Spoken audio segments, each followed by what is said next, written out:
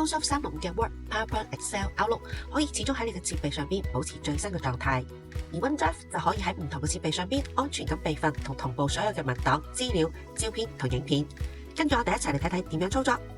以 Windows 為例，打開 OneDrive， 按指示輸入微軟賬戶，選擇好要備份嘅資料夾，操作係咪好簡單呢？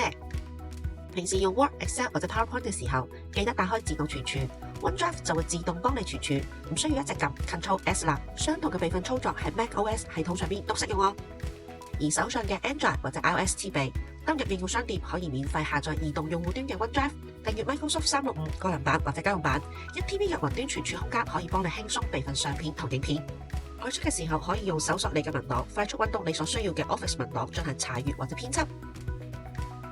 備份的確需要時間，如果你有大量嘅相片或者影片，可以試試瞓覺時間備份。瞓覺前確認設備已經連接 WiFi 同電源。當你瞓醒嘅時候，所有嘅相片、影片都已經同步去 OneDrive 啦。如果你而家需要從 Windows 10遷移資料到 Windows 11，OneDrive 就可以輕鬆幫你搞掂。